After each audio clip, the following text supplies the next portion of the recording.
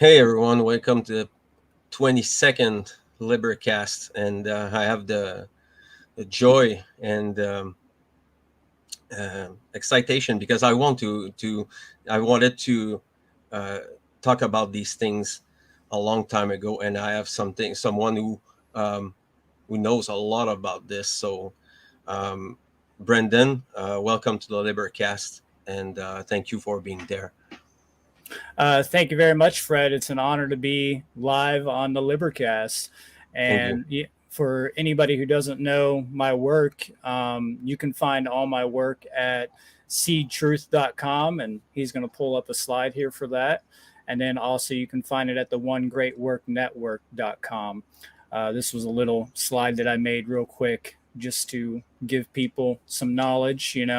Um, and also, I just wanted to give a little plug for the upcoming conference. That's the Funnel Conference, Freedom Under Natural Law 2, and it's called Convergence. Yes, and it's an amazing, unified, focused organization from like-minded people with amazing speakers, top caliber speakers from all over the place. I believe they were inspired by the S.E.E.D conference that I started probably back in 2015. And it's just really amazing to see so many people like yourself and Will Keller and just all these people in the community and outside the community spreading, starting to put action where it needs to go. And obviously we don't want to look at it like that's making real change everywhere because we need millions of people talking about these things. So that's a snow globe. But it is still nice to see that some people have been activated in the movement. And then at this conference, I will be speaking on green language. I'll be presenting the presentation of green language. So I'll be talking about puns, etymology, philology, phonetics, symbolism, synchronicity, synchromysticism. I'll be getting into alchemy. I'll be getting into the mystery schools. And I will be extending this presentation on my own podcast, on the Cubbyhole podcast, in the near future. So this will be kind of a condensed version of what I will be putting out there in the future. And then I know a lot of people have been waiting for my next presentation about the Matrix. So I thought I'd give a little plug for that as well, which is the Matrix Trilogy Deciphered Part 2 Reloaded. And that is pretty much done. So that will be coming out right around the same time as the other presentation. So I'm gonna try to get all those out in September. A lot of great stuff there. Yeah, I got a lot of presentations in the works. It just takes a lot of time. A lot of people don't realize how much work goes into these things.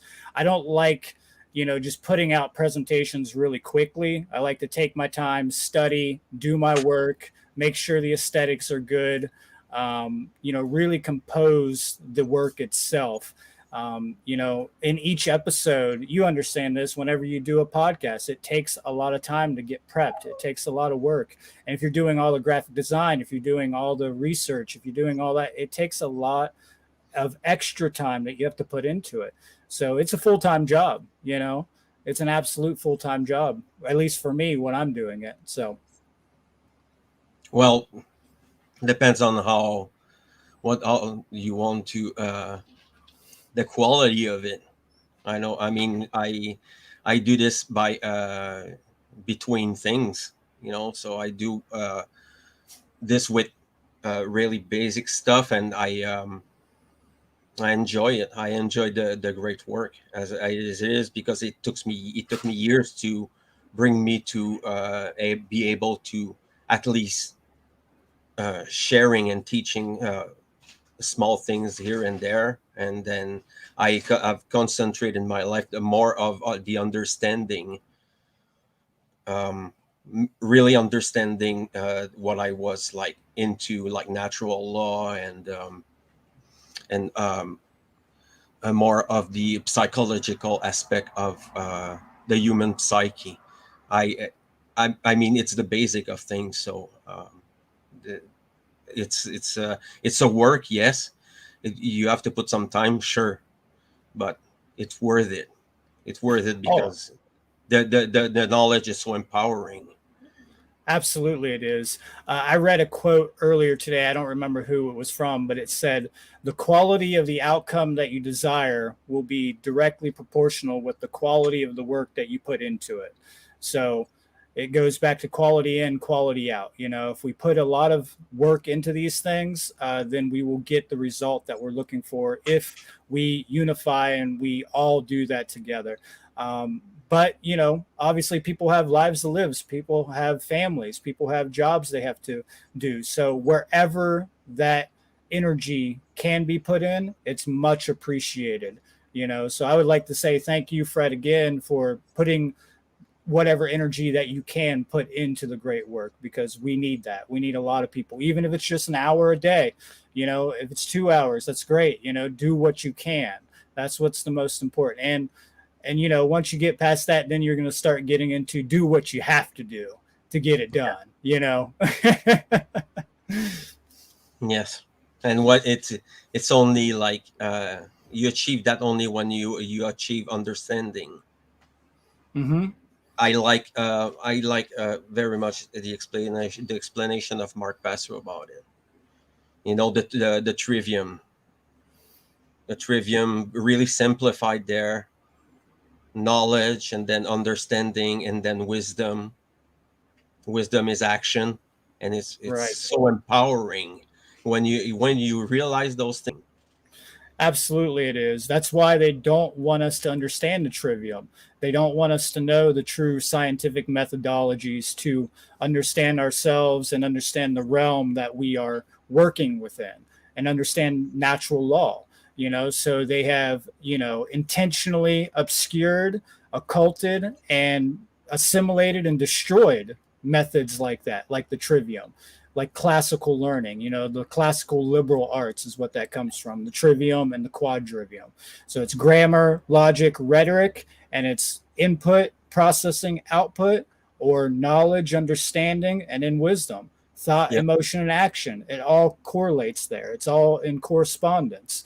And people do need to understand those. Those are very basic, very simple things. And I really wish when I was a child that I had like a poster of that on my wall just to remind me of that every single day. So when I came across that, I had a print shop back a few years ago. And so I just started printing out all that knowledge and hanging it on my walls so it would remind me every single day, you know.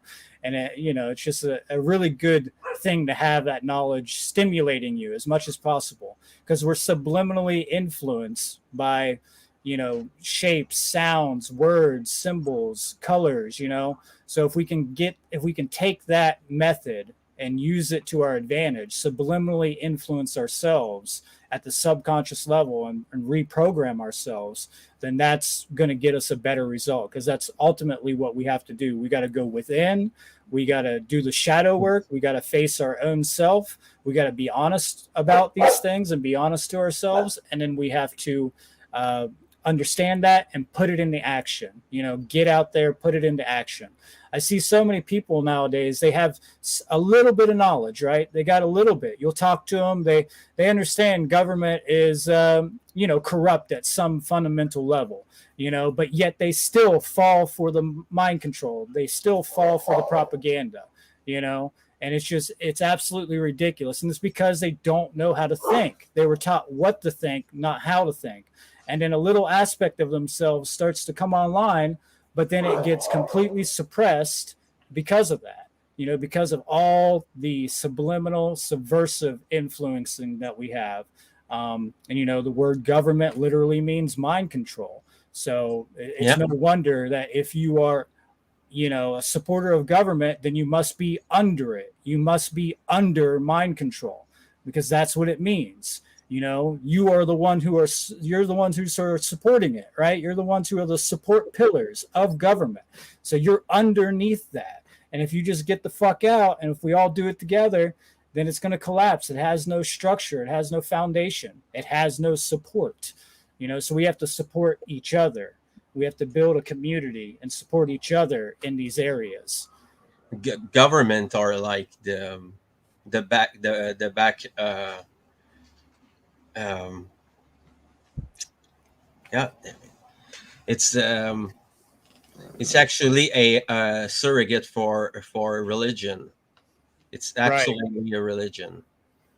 So it's Absolutely, it is. before it was theocentric, like it was really heavily religious, and then it shifted to another kind of priesthood, um, uh, corrupt, corrupted the Gnostics, and treat them like garbage, and keep them in hidden, and destroyed the druids, destroyed the ancient people, the information that was there, that we cannot, like, it's not like we can go back in time and save the documents.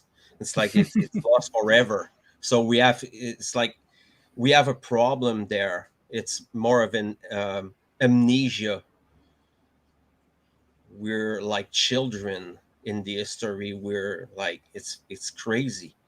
When you don't know about your past, you're a slave, and that's why a lot of people work hard to solve the mysteries of the past, and go back in the whole books, and unbury all this stuff, and make a thesis about this book, so we can make sense. Because if it begins there, if you don't have this this knowledge of the past and your origins, you don't have anything to base your civilization on. It's like you're a slave. Literally, you don't know anything. You do what you're taught, and then you think what they want you to think, and like that, and that's what creates moral relativism. Hmm. Let's talk about a little bit about that, and Absolutely. let's expose it a little bit, and maybe have a couple of, like, down on earth examples about this. Yeah, no problem. Yeah, if we don't know where we came from, then we don't know where we're going. If you're Exactly. lost in the woods and you don't have any sort of navigation or orientation of where, not only where you need to go, but where you are, then you're just going to wander around in circles. You're going to end up right back where you are in that place, or you're going to end up more lost or completely in the opposite direction than you need to be. So you got to know where you are and where you came from so you can get to where you need to go. It's very simple. I mean, if you just understand logistics of orientation and directions and things like that. I know people that can't even navigate their own cities that they live in. Literally, they can't navigate. They have no imagination that they can use a bird's eye point of view and imagine where they are and where they need to go. And they've been living there their entire lives. That's how destroyed their minds are. That they have been living in a single place their whole life, and they seriously cannot navigate their own town, their own city, their own roads within like even a 20-mile diameter. even in their own temple, they don't Right. know. They're confused. Absolutely. But yes, when it comes to moral relativism, I think, like you stated for the title slide, it is one of the banes of all freedom. It is one of the worst things. I put it in the category of the three prime evils: moral relativism, ignorance of natural law, and then what was the third one that I had? Just the belief in authority, the absolute belief in authority, Yeah. the illegitimate belief in authority.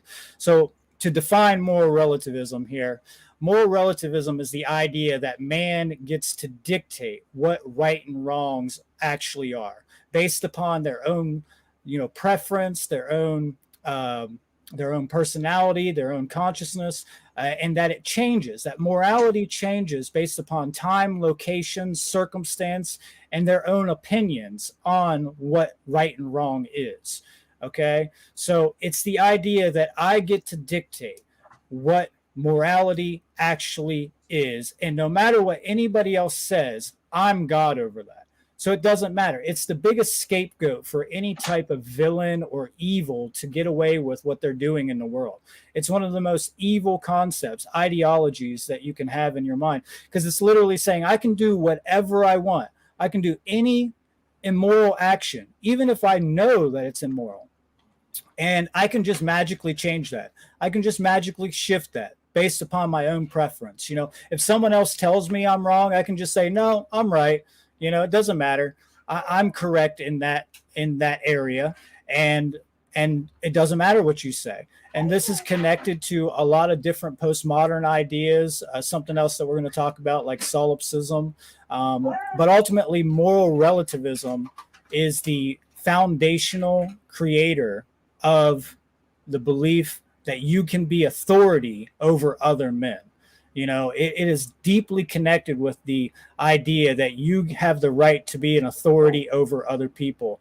And it's the foundation of all slavery, because it's the idea that, you get to dictate that it's okay to be in a master slave relationship with another being. Because morality itself is all about social transactions.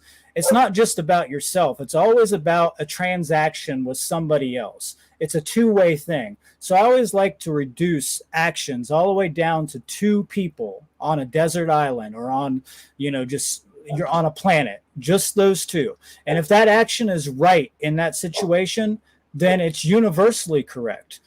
No matter what, it's always going to be correct. Such as, let's say, any expression of freedom being, I grew a plant on that island and I harvested that plant. Let's say it was a coconut, and I, consumed the coconut juice out of it. That's my right to do so. I didn't steal it from somebody else. If I do that anywhere else, then it's absolutely a right to be in possession of that plant, to use it, and to consume it if I wish to. So, the idea of moral relativism is so perverted. It's the inversion of what we all know to be what is true. And if you don't believe in truth, it leads you into the idea that you don't really believe in morality either. Okay, so moral relativism has another root to it. It has the root that you believe that there's no such thing as truth. That truth is completely either non-existent, it's not in existence at all, or that you can change it on the whims of your own perception, just like morality. So if you don't have a foundation in facts, then you can't have a foundation in a factual, truthful, correct behavior. So you have to have those together. You have to have the first principle, truth, in order, objective truth, not subjective, not relativistic. And this is what is known as a universal in philosophy. There are such things as universals in this world. So in epistemology, you need to justify your claims through knowledge. So epistemology is the idea of, how do you know what you know? How do you know that there is a truth? How do you know that there is such a thing as knowledge, right? And from that, if you can get beyond that, if you have sound epistemology, then from there, you're going to go into, well, what's ethical? What is the actual objective moral behavior based upon that? And then from there, you're going to understand rights, because rights are ethical behaviors. They are behaviors that do not violate any other sentient being. And a lot of people like to use different terminologies for this. Some people want to use the inversion of morality rather than moral relativity. I don't care. What matters is the actual condition, the behaviors that come from that. You might have a different term for it. That's fine. You might want to call it, fairy tale land. I don't give a shit. As long as the behaviors are aligning with natural law, then that's good. And if they're not, then that's bad. It's very simple. These are things that we should be taught at a simple age, right? At a young age, in our formative years. And I mean, they try to teach us this a little bit, at least my parents did to a certain extent, but everywhere else in the whole world, it was just complete principles everywhere. Now, it's okay to steal from that guy, but not from this guy. It's okay if the government taxes you, but it's not okay if you tax anybody. This complete double standard of morality and what rights actually are. So, moral relativism is a deplorable mindset, absolutely deplorable. And like I said, it connects to solipsism, right? So solipsism, the word solipsism comes from the Latin word solus, which means alone or one, which is where we get solo from, and then ipse, which is the self. So it means alone by the self. It literally means that I'm the only one in existence, that everything in existence is a figment of my mind.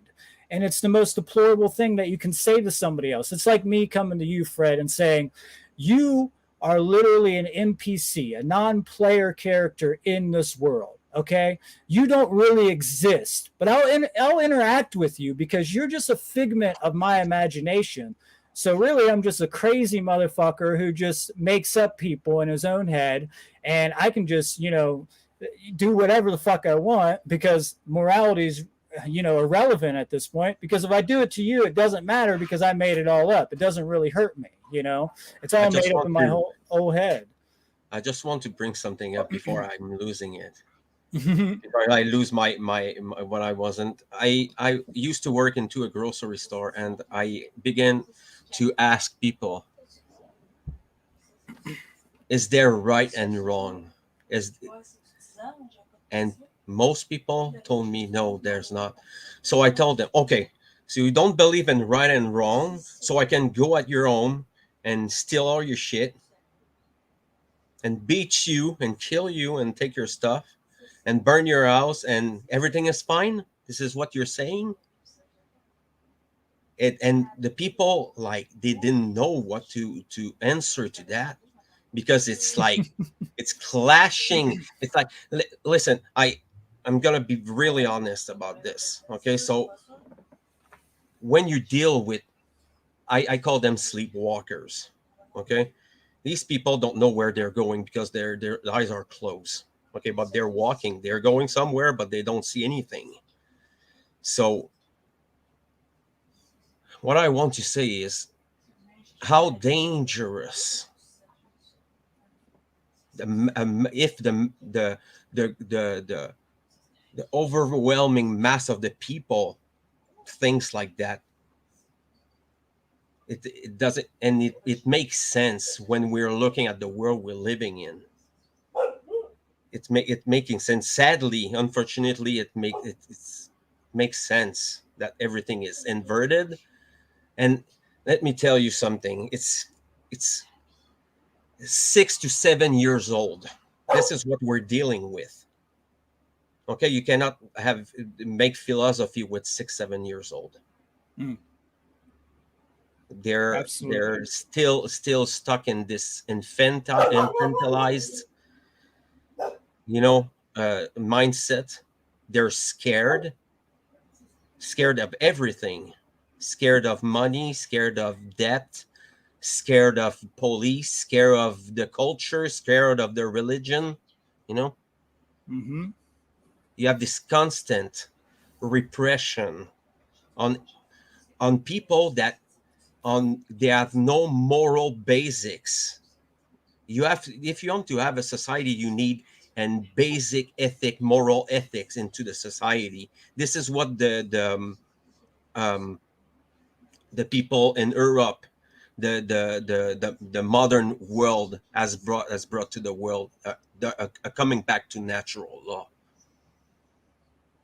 And you look, Absolutely. and you we don't we like moral relativism is literally infantilization. It's infant mindset.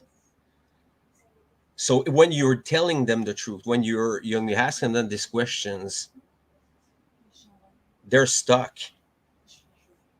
They're stuck, and they're scared of what you're saying to them. They don't accept truth. Oh They don't no, they don't accept it. no, they do not. Oh That's why no. solipsism is uh, another wound, like straight open with the blood and the pus. It's fucking infectious. People they like this very much, and you have this in the new age movement.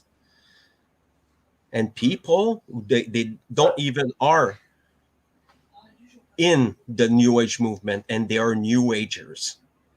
I'm telling you, it's crazy. It's crazy. When you get someone, I just before I let you talk, I want to uh, tell this little story about a Buddhist that I met, and he told me that nothing was real, and I was like, okay, if I take your head and I smash it on the wall, is it not real for you? If I take you and I violate your rights and I put you in a prison, isn't it's not real? You do it for yourself. You imagined it for yourself. And they are full grown adult, and that's what is scary about it. Not only an adult, but they're also supposed to be a spiritual teacher. You know, they're supposed to be living in harmony with the path of rightness. And obviously, their epistemology, their principles, their understanding of reality is completely not there. And it goes the same for the atheists, the people who fall into the Yes, quantum mechanic world, where they're like, everything's an illusion. And it's like, okay, well, even if at the quantum level everything is an illusion, the experience that you're having is real. You know, the way that we are experiencing those things here in the now is real. So that's something that I always point out to people. But yeah, I mean, going back to your original statement when you first started talking, I've asked people the same thing. Like, they tell me there's no such thing as right and wrong, and I'm like, well, then it doesn't matter if I come in your house, steal stuff, you know, steal your car. It literally doesn't matter, right? And they're like, oh no, you can't do that. I'm like, why? You know, it's completely, there's mm, no such thing as right and wrong. And they're like, oh well, it's not right for me. And this goes back to moral relativism. And so I always ask people, you know, if you're a moral relativist, who gets the final say so on morality? Is it you, or is it me, or is it both of us? Is it an external authority? You know, is it government? Who gets to decide whether that action is a moral action or not? You know, is it your conscience that you have a scientific basis of knowledge for that? Do you have that? Because obviously you don't, or you wouldn't have this big divide between what is actually a right behavior and what is not. You know, and they yeah, always get caught up, obviously. So, you know, and then going back to truth as well, when people say there's no such thing as truth, you can just, it's a self-defeating argument, because you can just tell them, well, is that true? And then they say, they give you the fluoride stare, and they're just like, and I'm like, okay, well, if it's true, then that there's no such thing as truth, then your argument's destroyed. And then if it's not true, then there is such a thing as truth. So you just end up back at the same place. You end up exactly where you started, that there is a truth, no matter which way you go, you know? And people just don't think. They literally do not use logic or intuition or yep. their conscience or their brain. Reason. They do their reason, right? They don't use their brain. You know, their brains are destroyed. It's just like a big puddle of muss. It's just pus and goo up there. They have nothing up there working, you know, like you were talking about. So it's just, Yeah. it's absolutely, you know, ridiculous. Their neocortex is dead, you know, and it's calling them, you know, I don't like to call people too many names, but I will say that sometimes ad hominems are correct, you know, sometimes I they agree. are right, you Yeah. know, and um,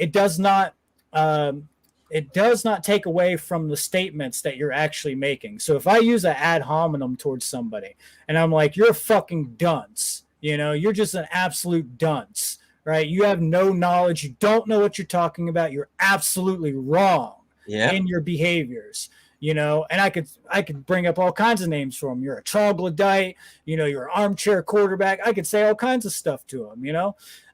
It doesn't mean that what I'm saying isn't true. You know, it doesn't mean that what I'm saying or what I did say before that about, let's say, objective morality or objective truth is not true. But people will be like, oh, you used the logical fallacy. You used an ad hominem. you started calling me names. So everything you said is completely untrue, you know? And that's absolutely a horrible way. It just shows exactly what I was just saying. They do not know how to think. They do not know exactly, they do not understand the words that are coming out of your mouth. The only time that they even care is when they have an emotional reaction to it. You know, that's Yep. it. They just have their emotional mind control going on, and then what they do is that they emotionally react to it, and then they immediately reject everything that you say. You know, so one thing I like to do is I try to sympathize with people as much as possible up to a Yes. certain line, you know, because I want to get to people. I want them to sympathize with our cause because ultimately it's their cause too. It's for them, Yep. you know, to end slavery for them. I'm not doing it just for me. You know, why would I be doing it just for me? That would be my freedom. I'm not into just my freedom because there's really no such thing because we live in a world with other people. We live in a reality where we exchange behaviors with other people. So it's all about our freedom, you know, and we're here to help end suffering, you know, and that's what we have to do. We have to be abolitionists, like Corey talks about. You know, you got the two pillars. I like these. Yes. I like this concept. You got anarchism, which is the non-aggression pillar, non-violence, and then you got abolitionism, which is take no shit. You know, you got to do it. You got to get out and you got to act on it. You know, so anarchism is telling you, you know, no slaves, no masters, no rulers, no slaves doesn't mean no rules, and it's telling you do no harm. You know, do not do any harm against any other sentient being. Do not violate their rights. And abolitionism is there's harm being done and it has to stop. That's it. Yep. It has to stop. And we're By any drawing the means. line in the sand. Right. By any Yep. means. You know? And and I personally hope that we can get it done through consciousness, through education, the edification of the society. And like you said earlier, we are still spiritual infants. We're still conscious infants. We're Yes. technological infants too. We're just now learning how to communicate through the internet, you Yep. know, even though it's been around for so long, but we're still infants in this area. We're still in our formative years. So I'm giving it a little bit more time before I go to the extreme, obviously, but we have to have that in our basket. You know, we have to be able to possibly enact that when needed. And we Yeah. also I have mean, I was gonna say, vitriolic speech is it's you have to do it from time to time. You know, oh, when you when absolutely. you you when you when you encounter one of these new agers, okay, the these lunatics, okay, Yep. I this is the kind of people that I don't have any pity for them. I'm just telling them you're the cause of all of this. If you think I'm not real, what does it matter what your life is what is your life about if nothing is real? How can you have a relation with someone? Because if if that person isn't real, it doesn't make any sense, Yeah. what you're Yeah. doing to people. That's why it's so insidious. And people who are in this state there, they have this mindset, they're retarded. Oh, absolutely. Oh, don't They're use that fucking word, Fred. retarded. You shouldn't use that word, Fred. You know, you can't use that word on here. People will, you know, come out of the freaking woodworks and attack you for using the word retarded, which means slow, to be slowed down like a retardant for Yeah. concrete, you know. But yeah, it's tied up in this whole idea of postmodernism, you know, solipsism. You got three things with solipsism. You have the idea that nothing exists beyond my own mind. Then you have the idea that there's no such thing as truth or any type of knowledge. Okay. And then the other part of that, the third part, is if there is such a thing as truth, I can't share it with anybody. And the reason why is because I'm just sharing it with myself. Fred, you're just a figment of my own mind. And if I Yep. happen to share a truth with you, it doesn't matter. So it's completely there's no purpose, there's no centropy, there's even no entropy. Either of these forces at play. It just it's just meaningless. There's no purpose. It's absolute nihilism too. So these are Yes. psychopathologies, these are mental illnesses. And a Yep. lot of people don't see them that way. And, I come from a very interesting background. I come from a punk, lifestyle, being a professional skateboarder. I mean, I've been around the world. I've done a lot of stuff in my life, and I've seen and met a lot of people. And you don't have any idea. I mean, maybe you do, but I know that most people have no idea how far these ideas really are spread. They are everywhere. They are in every little alley, every little spot in these people's minds. When I first came across solipsism, I was like, no way. There's no way that people believe that. It's so absurd, it's so Mm. bogus. And then I started asking people, and next thing I know, I'm like, everybody around me believes this. Every Yes. single person almost. Yep. I'm like, where did this even come from? And it's this whole, Marxist ideology. It's the postmodern ideology that puts us into the relativism of truth, morality. And then it means that there's no such thing as natural law. There's no such thing as objective laws in nature that govern the consequences of our behaviors, and I it's love the just analogy of Mark Basio about this. Is about this little kid that is running through a cliff. You know, doesn't matter if you don't believe in it or not. You're gonna smash your head on the rocks. It's the same thing with natural law, and let make it very clear there. Okay, to people who will listen to this and they don't know what natural law is, it's mhm. not Darwinism. First of all, it's not the bullshit of Darwinism. We're talking about uh, phenomena in universe. We're talking about like true things, scientifically provable principle in nature. So we have and why I want to bring natural law is about the correspondence principle, because moral relativism is intimately connected to this principle there. If you have people that are broken because they didn't have the a good education, they were abused, and there have been violence that made to them, these people will grow up self-loathing themselves, That's really right. hate themselves. And what does it say about the nature of the relation between humans when the mind is destroyed, when the mind is sedated by the pills and the SSRIs? It makes people confused as hell.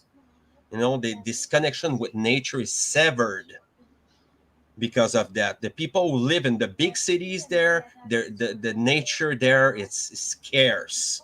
So imagine the consequences of this on their minds.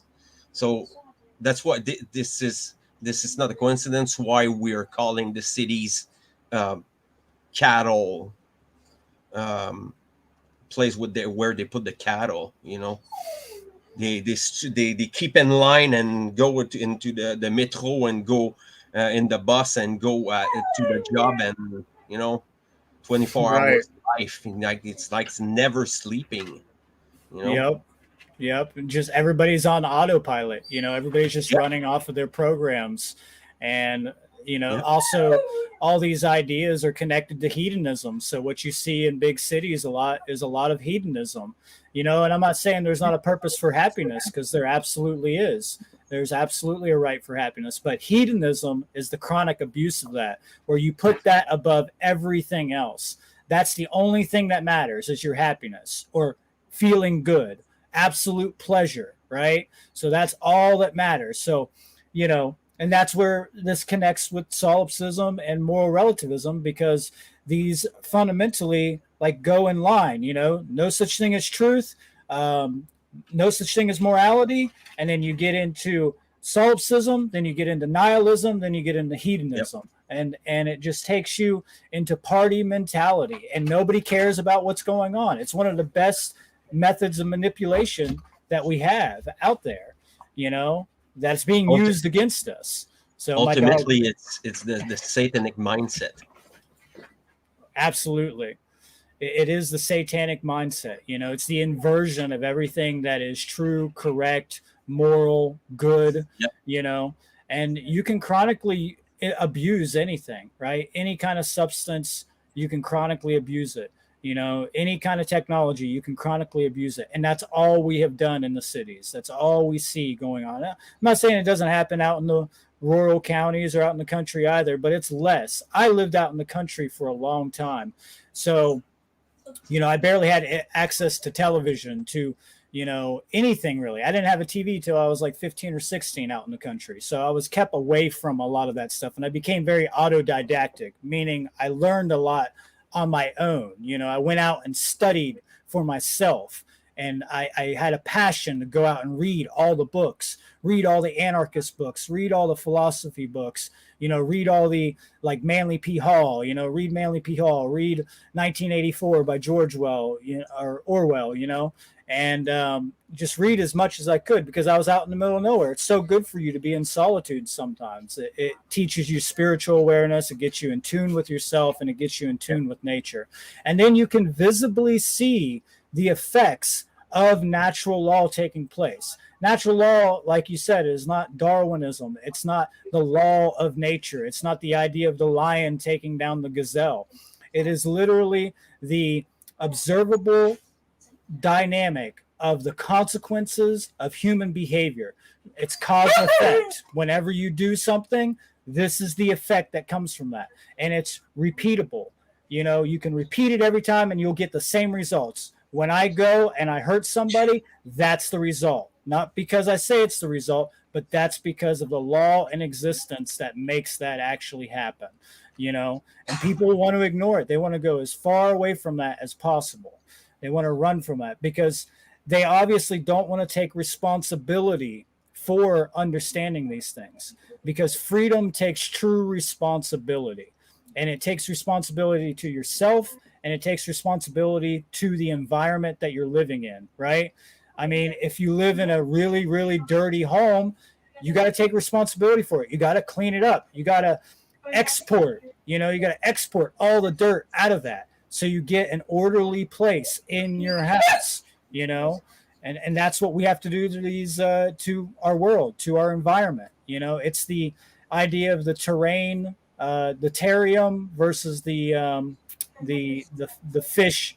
It's the idea of the fish being in an environment where it's completely toxified and it's completely polluted, and everybody's like, vaccinate the fish, vaccinate the fish. That's the problem. Vaccinate the fish, right? Instead of cleaning the fishbowl, you clean the fishbowl. That's it. You clean the environment. And it goes back to epigenetics. So, I mean, there's a lot of things you can get into with that. But if you don't start first with the ideas of epistemology, sound, objective epistemology, sound, objective truth, right? Then you won't get anywhere in this life. You're just going to live in this illusion, this huge illusion. And I know a lot of people that think that, that this is just an illusion, so it does not matter. Who the fuck cares, So I'll give you a quote. I'll give you a quote though. It comes from, I believe Einstein said it. Whenever you have a problem, right? You have to expand your consciousness beyond the consciousness level that created the problem. No problem can be solved by the same level of consciousness that created the problem. So that's what we have to do. We have to expand collective consciousness. And that's why we're not seeing a shift completely in the world. We're seeing some change, but it's questionable because you see a lot of these people, they don't have sound ideologies. So even if there was some government takedown at this point, you still have so many people out there that believe in these ideas. It's just going to start right back up. That's been the repetition throughout history, right? You take down a government through a revolution, and the next thing you know, you have another government in its stead. You take down a monarch, and the next thing you know, you have another monarch or another oligarchy, that replaces it. So it's always a big issue. So that's why education is the real way to freedom. Education, and then the application of that education into reality. You have to apply it into the real world. You have to be proactive with it. Oh yes, we need to teach it to children, Hmm. because the job will uh, be less hard to teach it to all the children.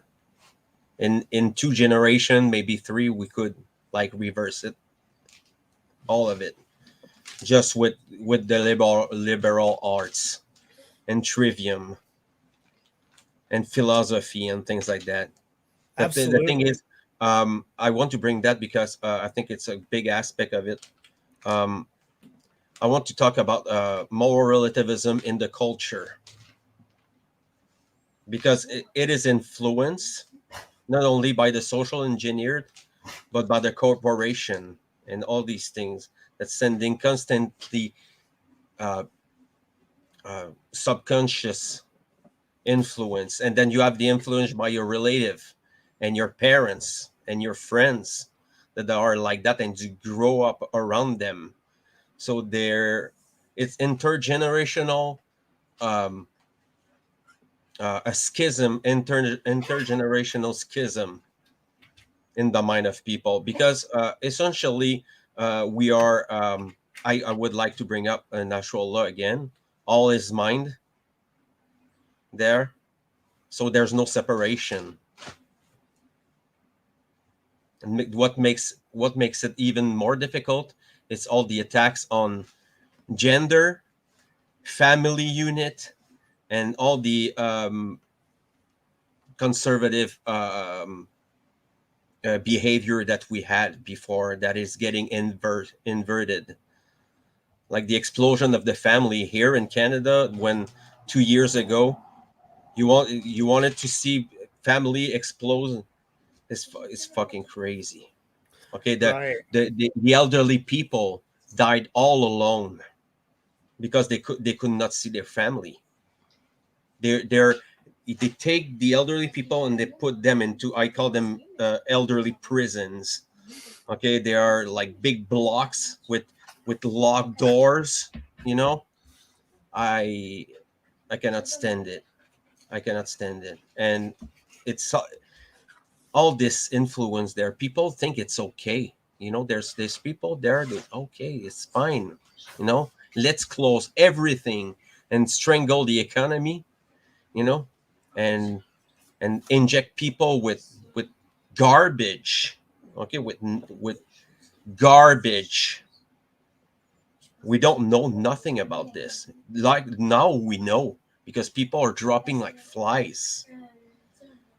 People are dying from this. It's not like they have not tell them.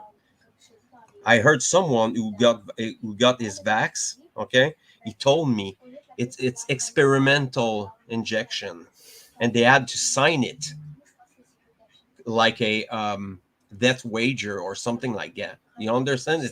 Right. Right. And people are signing their life away. They're signing their body away. It's Right. crazy. Yeah, I mean, it's the Crazy. illusion of consent, right? They get you to sign over your sovereignty, your body, and then they can do whatever they want to you. They have a legal precedence to actually inject you with whatever, and people think that's just fine. And it Yeah. sets the idea that that's acceptable in society, that it's okay, and it can be done to everybody, and then it snowballs into groupthink, right? Like you're talking Yeah. about the whole culture, and it just starts to take over like a mind virus, because it literally is. It's literally a mind virus that's spreading throughout the entire culture, and it's already spread. It's everywhere. I know all kinds of people that have got this vaccine, and I've been talking to them about it over and over and over, and showing them all kinds of evidence of it, and showing them all the science behind it, and they just completely ignore that. They do not care, because it's not coming from the authority figures, Yeah. even though a lot of the science is coming from actual professionals. It's not like it's not coming from me, who doesn't know anything really on those things, just what I've studied from the actual scientists. So it's just not the select authorities that they they approve of, the mainstream narrative authorities, Fauci and all his little henchmen and all that, Bill Gates. And, it's absolutely ridiculous, obviously. I can't stand it. But it ties into moral relativism because they want to get it to the level that obviously they can just do it no matter what. They can just hold you in a medical facility or hold you at a stoplight and then inject you with whatever they want. And we see that happening across the world. If you look in China, China is outrageous with how its communist dictatorship has taken hold.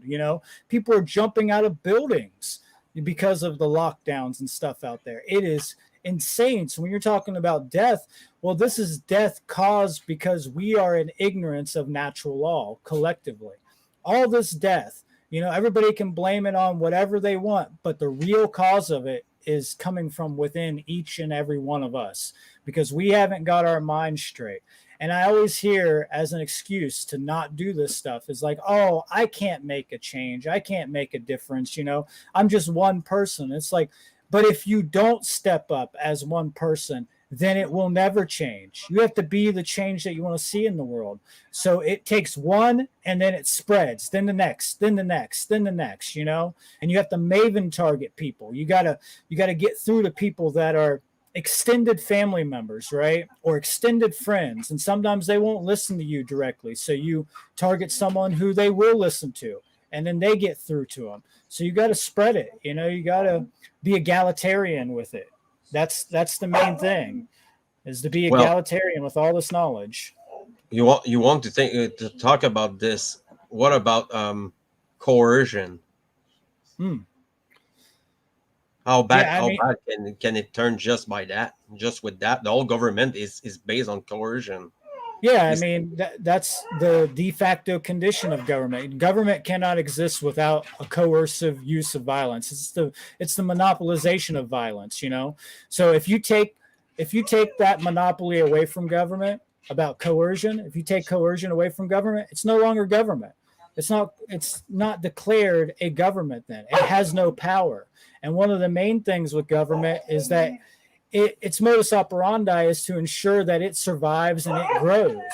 It has to continue to expand and grow. So it will do anything within its power to continue to do that.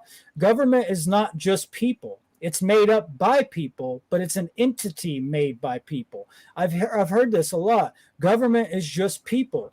Well, yeah, it's made up by people, and that's part of the problem. But it's not just people. You can't say that, oh, just because people got together, then it's naturally just a government. That's not how it works. You know, people can get together and not make governments. There's been stateless societies all over the world for thousands of years, hundreds of thousands of years, you know, that have popped up into existence and then magically just vanished because of authoritarian and tyrannical means, or usually from some type of corruption from within, a domestic issue from within the mind, you know. And I'm how, talking about how many how many tyrannical parents out there?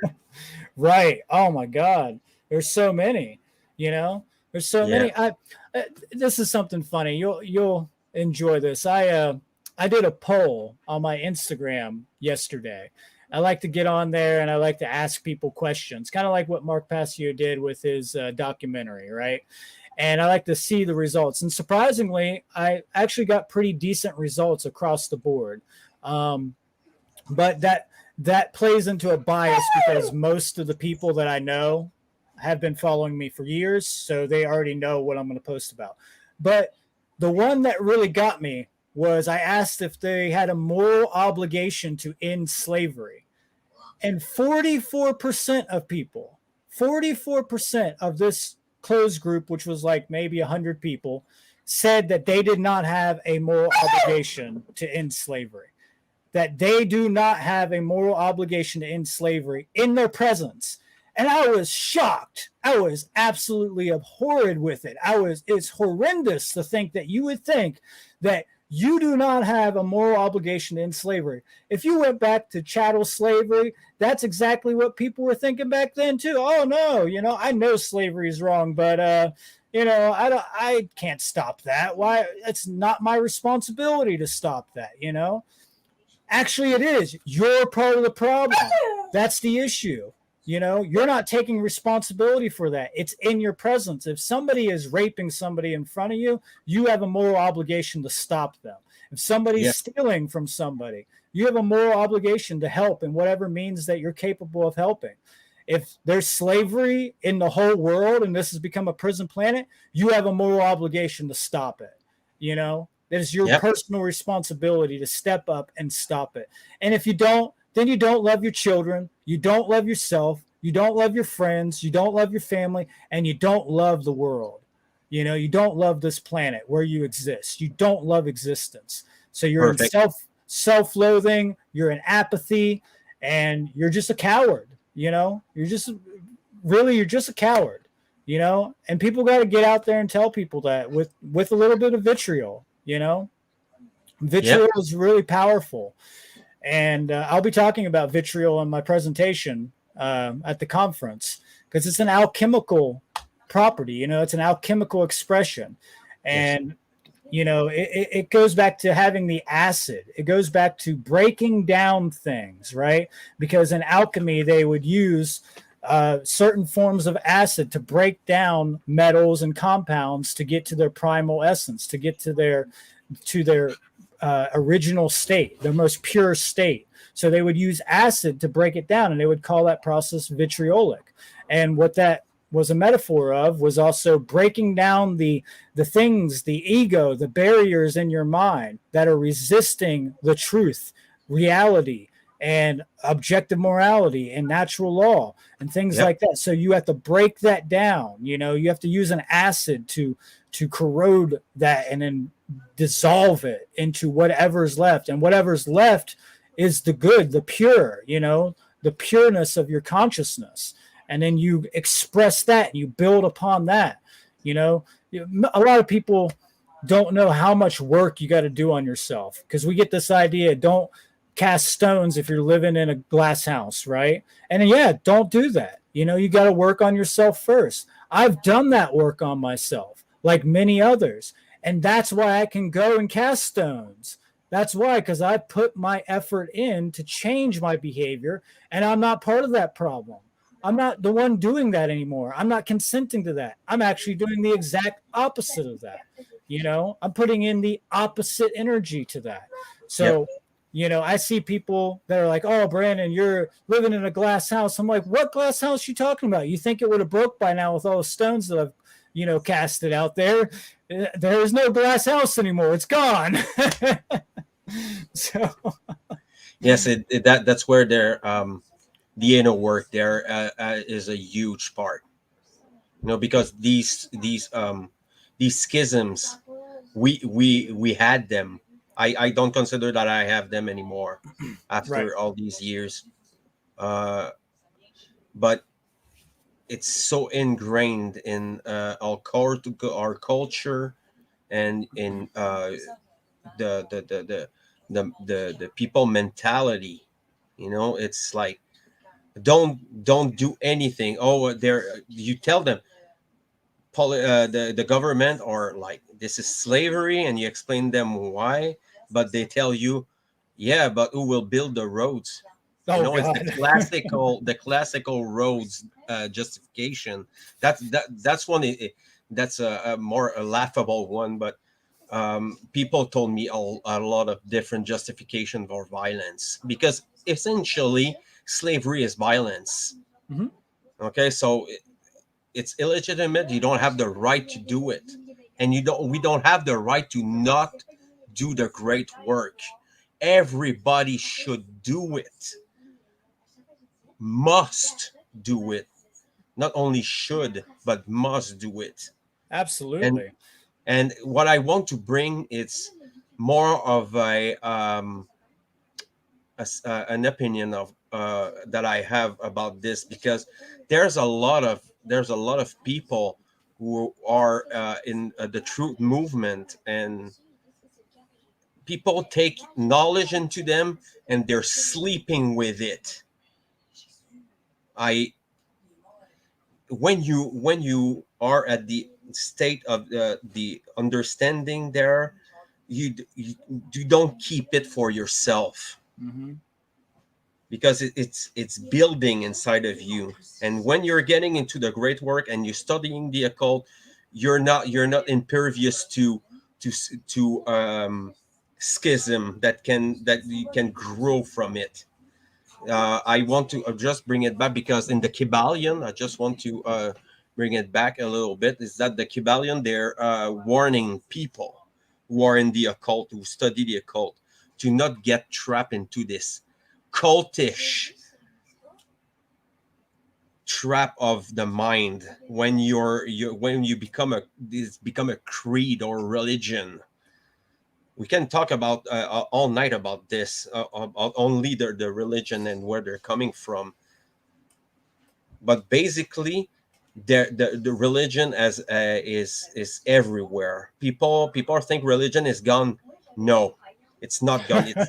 It's even worse Oh, today because yeah. we have multiple class of priesthoods who dominate the cattle. Oh, yeah. Yeah, I'm attacked like daily from all types of religious backgrounds because of what I say.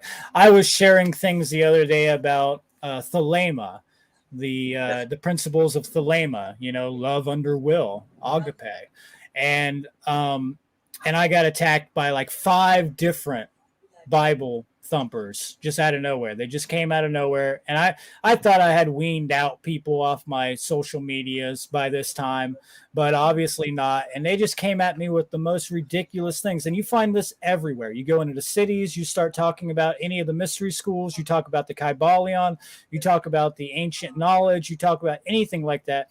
And it contends with their own preconceived notions, not only about origins, but about their religious faith, about the creator, all these things, because they are in a cult, like you said, that is thwarting them from forward progress. It's tying them back. It's Yeah. binding them, right?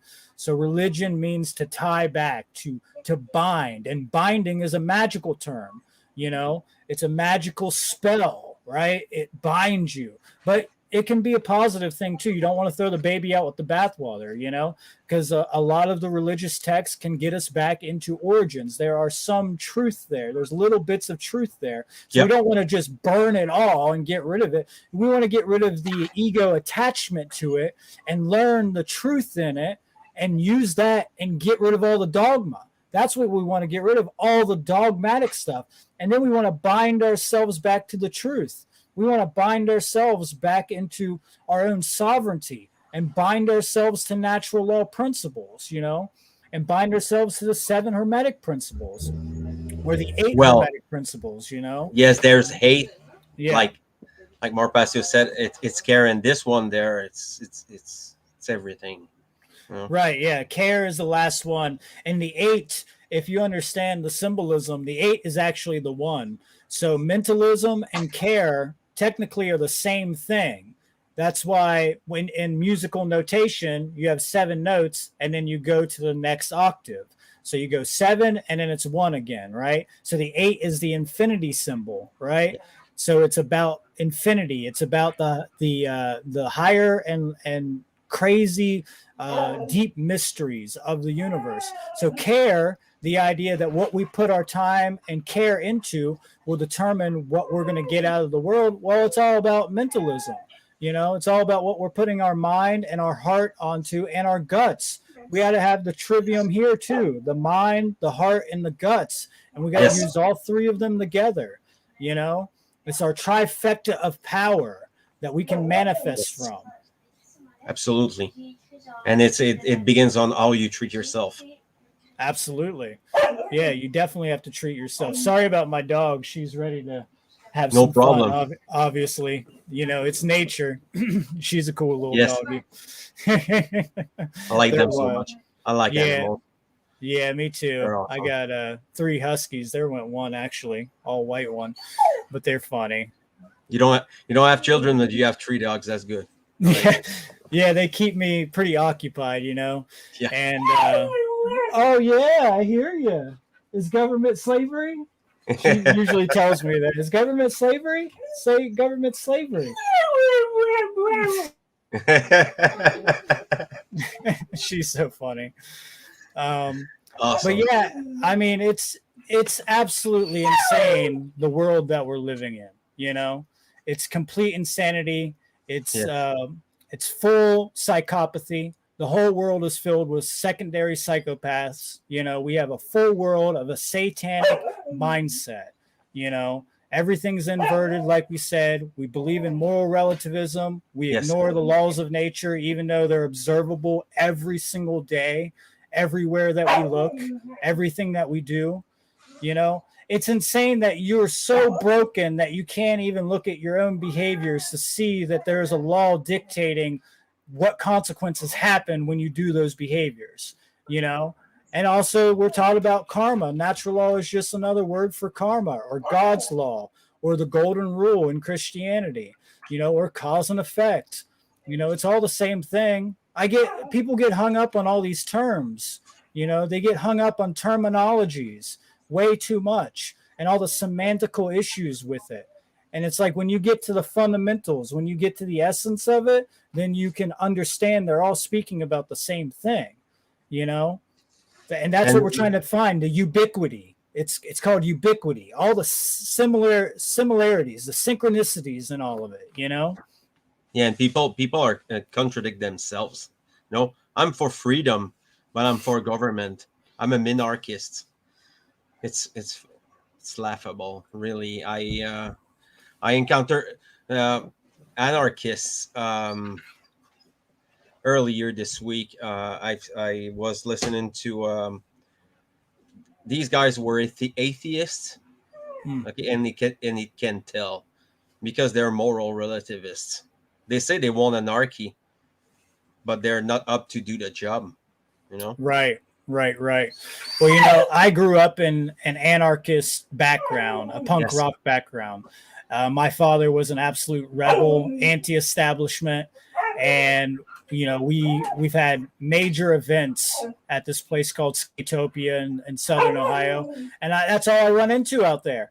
Every once in a while, you'll find the gold. You know, you'll find the guys who know what's actually going on, and they're learning, and maybe they're watching Mark Passio or something like that. But for the most part, they're all atheists. They're all Antifa. They're all postmodernists. They're all Marxists, communists. You know, they're all Yes. caught up in all these different things. And I'm like, where? What is this? Where did you guys get your ideas of anarchy? Is this coming from the statists? Because I believe this is all coming from the statist propaganda, you know?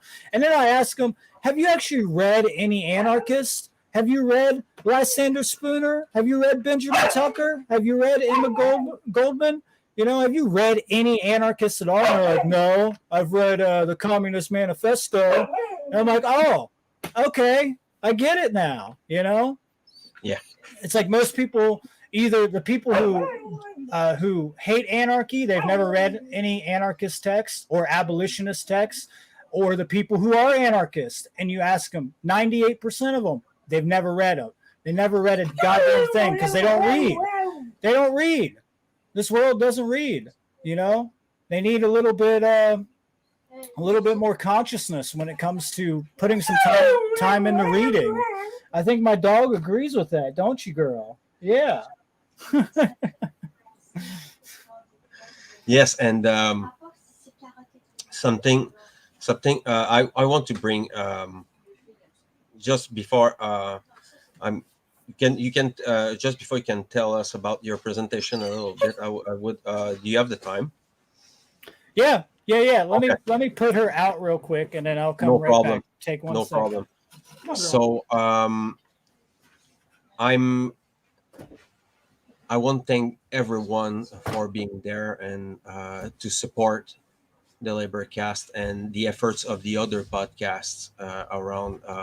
I think it's important to cooperate and to share as much as we can in this age of deception and lies and things like that. And I think it's important to stay together and cooperate and work together to build something. In this case, is the great work. It can be something else, another name, whatever. It doesn't matter. What it's matter is truth. This is a and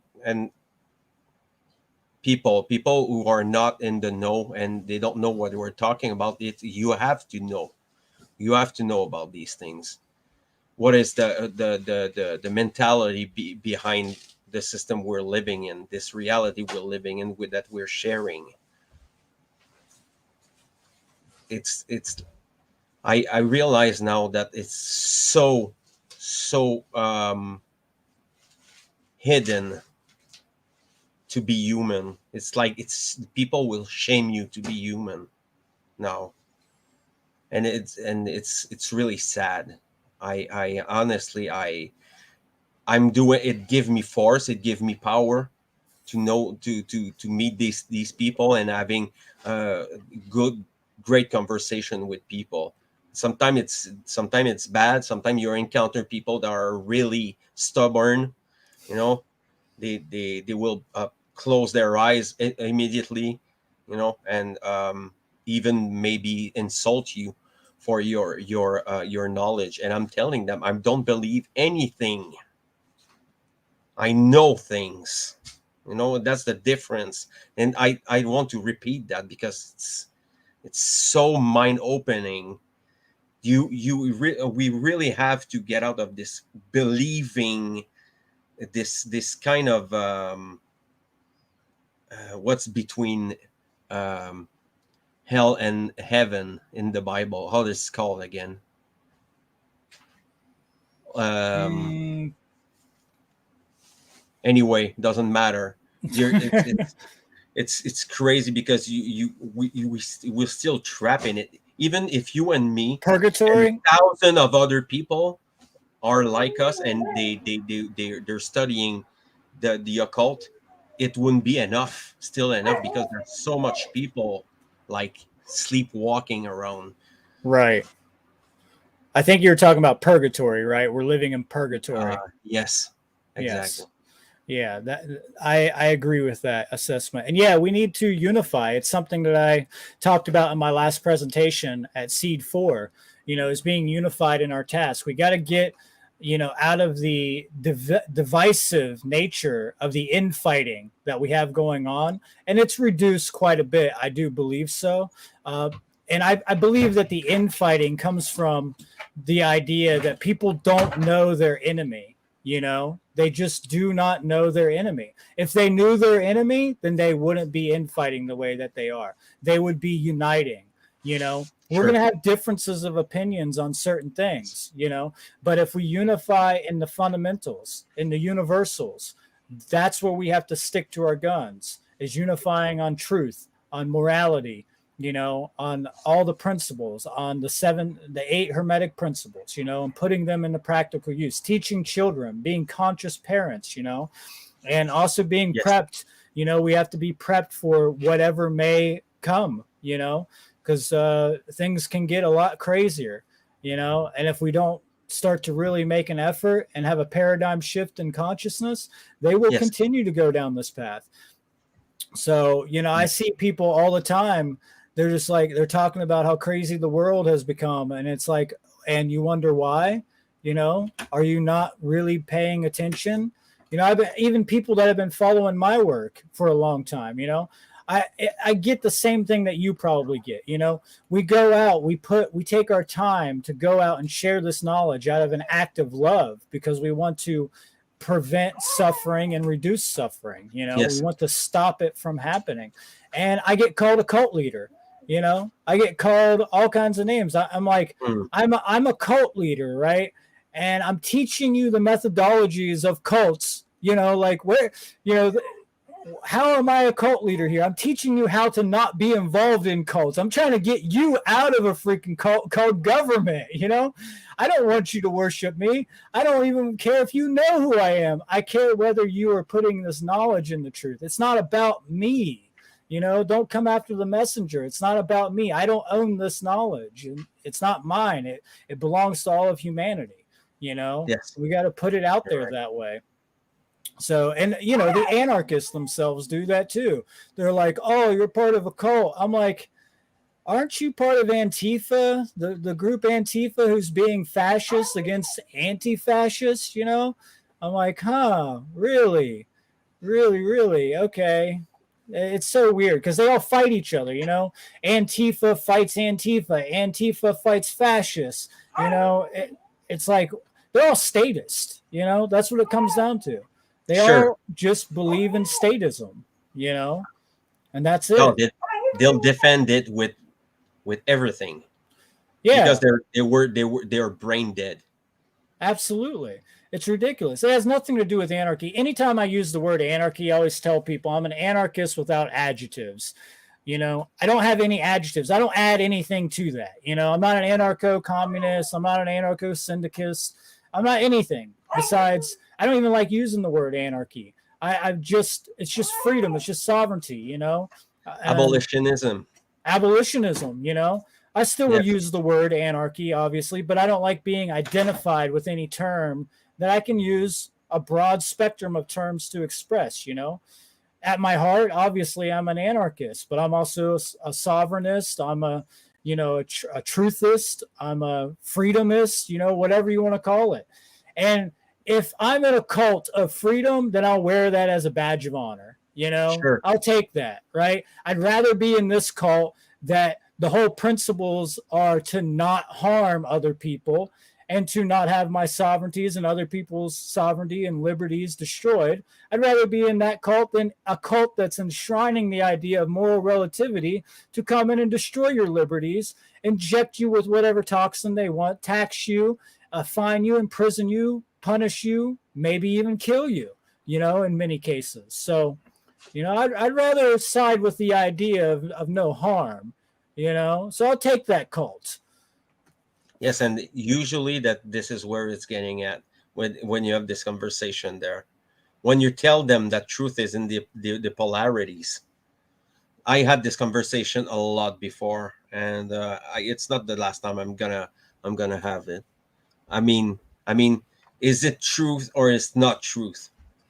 This is how you different you achieve knowing truth is by using the polarities. No, and there's a term I don't like. It's the gray zones. What Right, do you mean gray zones? First, it's really relative, and it's moral relativism. right. Yep.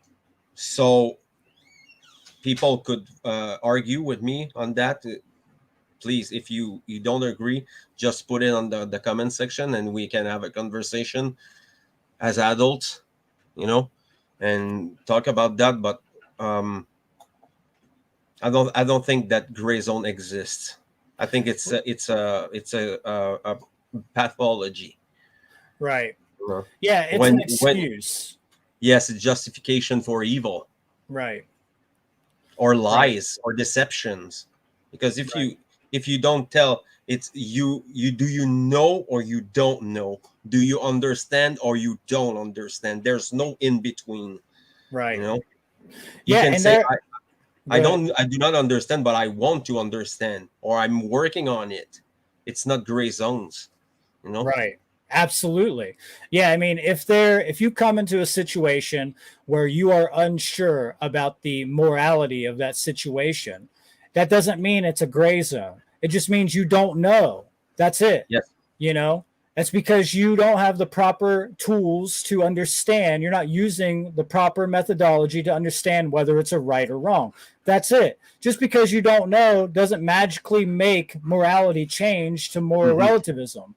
You know, Yes. just because you can't figure it out yourself doesn't mean that everything then just fundamentally collapses because you couldn't figure out a situation that was either a right situation or a wrong situation, you know? Yes. And And people act like that. I had Yeah. so much argument about that, man. It's Yeah. incredible, and it's people like us, you know, the people who weren't in the know, and I had like arguments, heavy arguments about that, and moral relativism, my friend, Right. Right. everywhere, everywhere. Yeah. I mean, all we truly need is a natural morality. We have the Yes, tool, which is conscience, you know, to allow us to gather the knowledge and understand that knowledge and then exercising that conscience to yes, exercise the knowledge that we've attained, you know, and to do it correctly right action into the world. That's what wisdom would be. So, you know, and everybody kind of naturally does this intuitively at some level. It's not like everybody in the world just completely believes in all evil all the time, right? Like if they're stolen from, they know that a wrong has happened. If a female is raped, they know a wrong has happened, right? But then magically, they think it changes based on time, location, or like I said earlier, personal preference. But if you ask people, is rape universally wrong? Most people will say, absolutely, it's universally wrong. But then they'll turn around and tell you that there's no such thing as objective morality. And it's a Mm-hmm. big contradiction because you're saying rape is universally wrong, meaning it's objective, doesn't matter where you go in the universe, doesn't matter what time, place, or space, doesn't matter what you think about it, what culture you're raised in, anything like that. And then yet they turn around and say, nope, morality is relative. You know, and it's like, you do know you got a fundamental contradiction in your ideology there. You know, your whole presupposition about this is flawed. It's completely bogus. It has no foundational strength at all. So you can't build a temple upon that. If your foundation is not sound, if it's cracked, if it's unlevel, you know, your temple is going to be built that's going to not last very long if you even get it done. If you can even get it built, you know, but you got to build your foundation first. You're not going to build your roof and magically set it on top of your house before you got your walls there and your foundational floor there, you know. Yeah, you And can build the roof and set it off to the side, but until you get that stuff built, you can't put it on, you know. it's a matter too about building your home on sand, on rock. Right, right. Does it slide? Is your house will not slide? You know, and Absolutely. I think all we discussed about this is only the top of the iceberg. It There's a is. whole lot to cover, and we don't have enough time for that. Sadly, we could we probably do another one for another subject, and I would be happy to have you again on the LIBERcast. And I want to thank you very much for being there and sharing your wisdom and have a convivial conversation with our folks and as brothers and uh, you know as friends, you know, as relative, because we're relative to one another. Absolutely. And you were saying about treating the others like you treat yourself. You know, if Mm-hmm. you love yourself, if you have respect and care for yourself, you're gonna have it for other people, and you create abundance in this case. You know, it's not all it's not all bad. You know, there's a lot of things that affect us every day, and we're not impervious to these things. Tomorrow everything can change just like that, and everything would be changed. And this is a matter of consistency and resilience. Even when you're in the great work, you are like in that since years now. So am I. And it's really a matter of unfolding the lies and the deception of yourself, of oneself, and then you have to confront the people outside and this world and all these. We don't have the time to go into the psychology of things and talking about the super ego and the ego and the multiple facets of human psyche. Maybe uh, next time. Yeah, probably next time we could touch Yeah. on that a little bit. And I think there's so much to cover when it comes to mind control, because essentially it's all mind control. Everything that I cover here is it's related to mind control. As others people work like yourself and the others and Nathan read it, and then others, they're doing a great job to explain and to banalize the stuff, heavy stuff together, and put a presentation together and make it make it easy for people to understand it. And if you have good, you take someone's good from it, you don't be don't be trapped into this.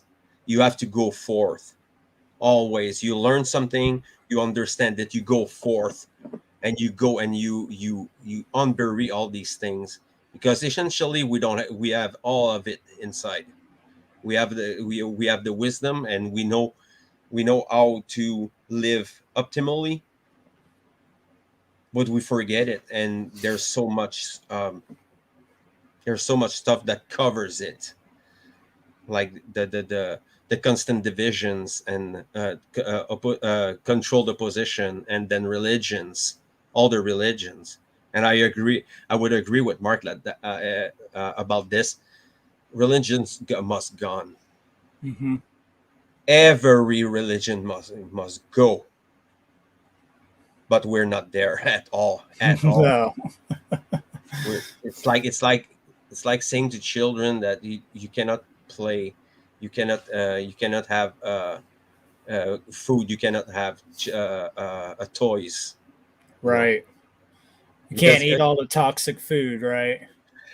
you cannot eat your McDonald and drink your Pepsi, the piss of the serpent, Right. like would say Michael Tessarian.